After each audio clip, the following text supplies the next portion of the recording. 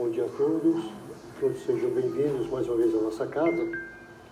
E antes que nós comecemos a exposição dessa manhã, convido a todos que nós possamos unir os nossos pensamentos em Deus, nosso Pai, em Jesus, o nosso Mestre, e já agradecendo a oportunidade de estarmos aqui reunidos em seu nome, para que estudemos a sua doutrina através do Espiritismo,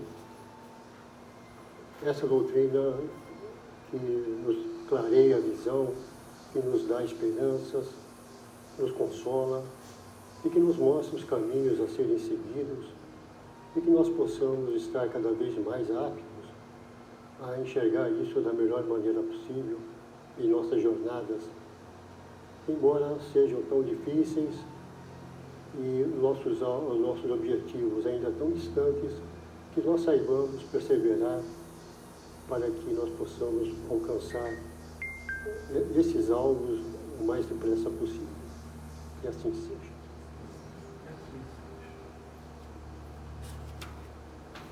Bom, dando continuidade então no estudo do Livro dos Espíritos, hoje nós vamos começar o capítulo 5, que fala sobre, no capítulo 5, item 4, lei de conservação. Nós vamos falar sobre o instinto de conservação. E hoje nós vamos abordar as questões de 702 até 706. Então Kardec começa perguntando o seguinte: é lei da natureza o instinto de conservação? Eles respondem o seguinte: sem dúvida, todos os seres vivos o possuem, qualquer que seja o grau de sua inteligência. Uns é puramente maquinal, raciocinado em outros. Então, veja, o instinto de conservação é uma inclinação natural e essencial do ser humano e do animal para a preservação da vida. Isso está em nós, essa preservação. É a busca inata pela sobrevivência, é a lei natural, a lei divina. E ela atua de forma instintiva, para assegurar a continuidade da vida física, correto? Por quê? Porque nós temos que dar cumprimento a essa vontade divina. O Pai quer que nós passemos por aqui para o nosso aperfeiçoamento. Então, tudo isso é bastante necessário e o instinto de conservação faz com que a gente preserve a vida, a gente não a perca de um modo aleatório, de falta de cuidado. Na 703, Kardec pergunta: com que fim formou Deus a todos os seres vivos o instinto de conservação? Resposta: porque todos têm que concorrer para o cumprimento dos desígnios da providência. Por isso foi Deus que lhes deu a necessidade de viver. Acresce que a vida é necessária ao aperfeiçoamento dos seres. Eles o sentem instintivamente, sem disso se aperceberem.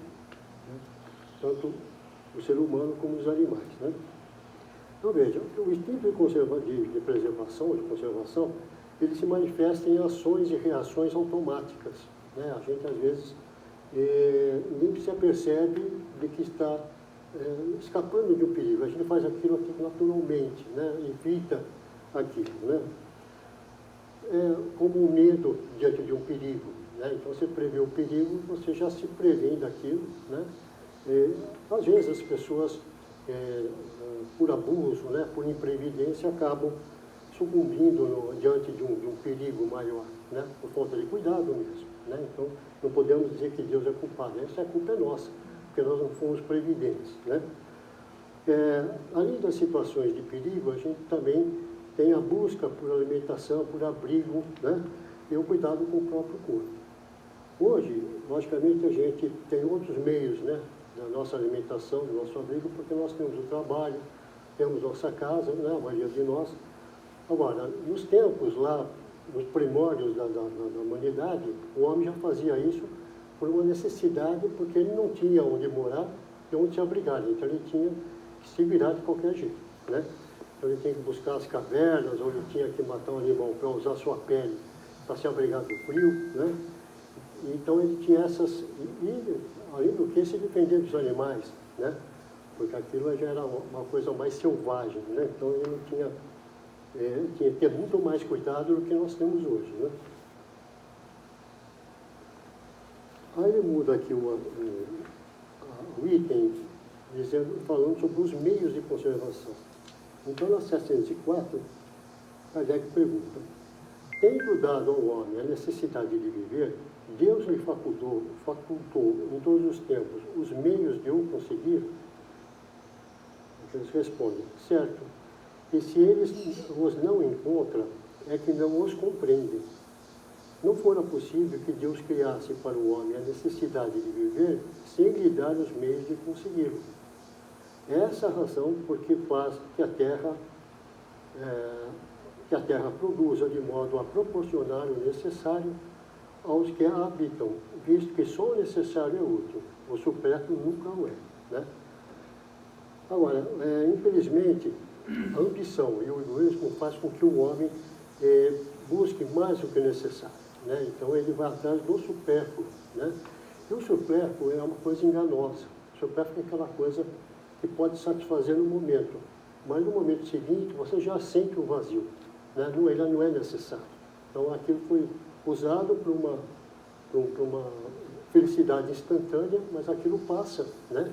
E às vezes o homem não vê complemento naquilo. Como ele às vezes não tem essa compreensão, aí vem a ansiedade, vem a depressão, porque ele não entende os objetivos de Deus na nossa vida, né? Então, o supérfluo nunca é duradouro, né? Faz com que a gente sempre queira mais, né? A gente pode fazer aí um comparativo. Quando a gente compra um brinquedo para uma criança, ela brinca com aquilo, né? Você pagou caro naquele brinquedo, ela brinca 3, 4 dias e aquilo depois fica largado lá, né? Ou porque quebrou, porque ela enjoou. Lógico que a criança não tem essa compreensão, evidentemente, né?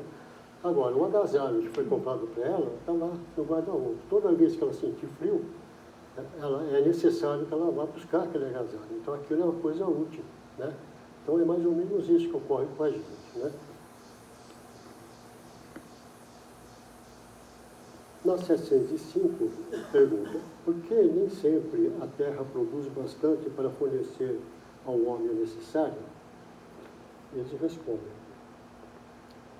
é que, ingrato, o homem a despreza. Ela, no entanto, é excelente mãe. Muitas vezes também ele acusa a natureza de que só o resultado de sua imperícia, ele acusa a natureza do que só é resultado de sua imperícia ou de sua imprevidência. A terra produziria sempre o necessário, sempre o que o necessário soubesse o homem contentar-se. Se o que ela produz não lhe basta a suas necessidades, é que ele emprega no supérfluo que poderia ser aplicado no necessário, né? Então, veja, essa busca pelo supérfluo, infelizmente, é uma coisa que o homem que não tem a compreensão ainda busca incessantemente, né, avidamente, prejudica o planeta, porque vai exaurindo os nossos recursos, né, ao invés de compartilhar, né? Então, às vezes, a ambição faz com que as pessoas busquem aquilo até em excesso, né?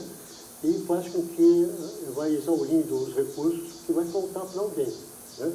Entendeu? Por que acontece isso? Porque falta essa conscientização mesmo, falta o respeito pelo planeta, né? E entender o que ele pode, o que a Terra nos fornece, né? E Deus, na sua sabedoria, já nos fornece as coisas necessárias, que são úteis, né? Ele continua aqui dando a resposta, dizendo o seguinte: olha o árabe no deserto, acha sempre de que viver, porque não cria para si necessidades factícias. Desde que haja desperdiçado a metade dos produtos sem satisfazer as fantasias, que motivo tem o homem para se espantar de nada encontrar no dia seguinte e para se queixar de estar desprovido de tudo, quando chegam os dias de penúria? Em verdade vos digo, o imprevidente não é a natureza, é um homem que não sabe regrar o seu viver, né? Então, infelizmente, a gente sofre muito com as fantasias, com as ilusões que a Terra nos oferece, né? E ainda nós reclamamos disso, né? Então a gente se ilude muito com o que o mundo aí fora acaba nos oferecendo, né? E não percebemos que o necessário nos basta, né? E com isso os outros também teriam com que viver, né? Então a gente teria que ter essa compreensão de que as coisas da natureza não é só para mim, é para todos nós. Então nós temos que aprender a compartilhar, né? Ter na nossa mente a caridade mesmo, né? Do comportamento, de se importar com o outro, né?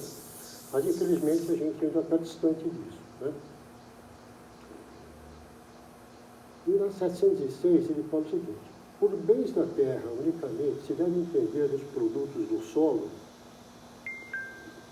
Ele responde: o solo é a fonte primacial de onde dimandam todos os outros recursos, pois que, em definitivo, esses recursos são simples transformações dos produtos do solo. Por bens da terra se deve, pois, entender tudo de que o homem pode gozar neste mundo, né? Então, isso é uma coisa bastante lógica, né? A gente às vezes não presta atenção nisso, né? Mas basta olhar a nossa volta para a gente constatar que tudo provém da terra, tudo, né? O que comemos, o que vestimos, o meio de locomoção que nós usamos, as nossas moradias, os utensílios domésticos que nós usamos, tudo provém da terra. Mas graças ao quê? Graças à inteligência do próprio homem, que soube transformar tudo isso em recursos que a gente possa utilizar. E a tecnologia, o avanço que tem, que vai cada vez mais progredindo, né? Muito mais que a parte moral, né? Mas isso é um outro assunto. Então a gente vê que cada vez mais o homem vai sabendo usar isso, né? Agora, logicamente, também tem que ter aí o equilíbrio nessa utilização, né? Porque uma hora pode faltar aquele recurso, né? Que às vezes a gente usa, transforma isso no supérfluo, né? Em vez de transformar no necessário, né?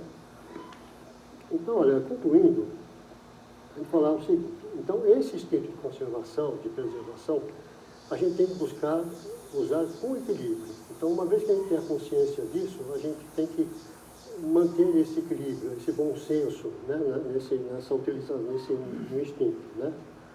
Por quê? Isso vai evitar que a gente se apegue muito às coisas terrenas, né? A gente tem que lembrar que a gente tem que começar a desapegar, né? A gente tem que dar muito mais atenção ao lado espiritual a essa altura do campeonato, porque nós estamos já na transição do planeta, né? Então, se a gente quiser continuar vivendo num planeta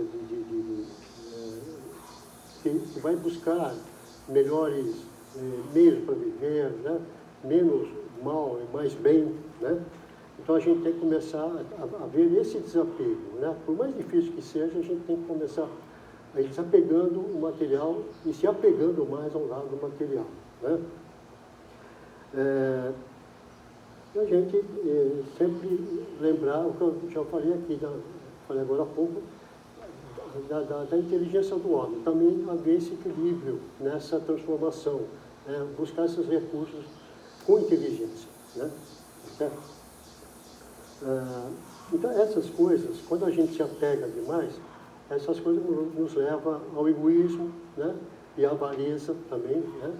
E embora que o orgulho também nos faz agir dessa maneira. Então, o orgulho, a gente já sabe que orgulho e egoísmo são duas coisas que a gente tem que estar combatendo sistematicamente, né?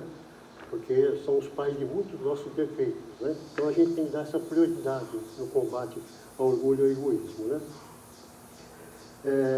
E pensar também que esse equilíbrio nos leva sempre a pensar em mais virtudes, né? Buscando sempre esse lado melhor nosso, né?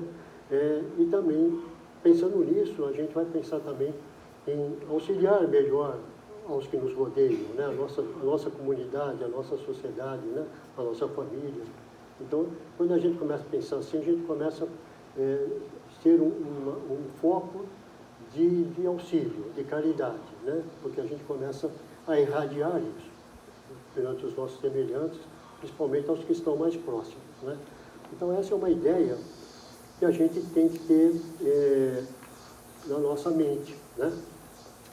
E essa compreensão do instinto de conservação nos leva a concluir que é mais uma ferramenta que nós utilizamos para o nosso aperfeiçoamento espiritual, né, entre tantas leis divinas, né, que a gente vai agora começar a falar sobre isso, essa é mais uma que faz com que a gente possa estar progredindo, né, possa estar evoluindo. Né?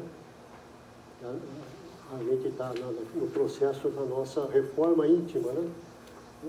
Essa expressão que é tão comentada, né, que aqui no meio espírita, mas que poucos se preocupam com ela. Então a gente tem que ter essa consciência, buscar isso, né, não só através da frequência ao centro, ou aqui tomando os nossos passos, mas principalmente estudando, né, as obras básicas, as obras subsidiárias, né, para que a gente possa enriquecer o nosso conhecimento e ter isso em mente. Né? Então vamos pensar sempre nisso, buscando esse objetivo, que é o maior objetivo das nossas vidas. Então, gente, era isso que eu tinha para hoje, né? Eram só cinco questões, ficou um pouquinho curto, para a gente não abusar muito, não cansar muito. Tá? Então agora a gente vai para a segunda parte dos passos. Então eu peço a todos que possam permanecer em silêncio aqui no salão e possam aproveitar o momento para vibrar em favor de amigos, de familiares, vizinhos, né, que estejam em sofrimento, com algum problema, internados no hospital, doentes. Esse é o momento que a gente possa fazer essa vibração em favor dessas pessoas. Tá bom? Depois a gente retorna aqui para o encerramento.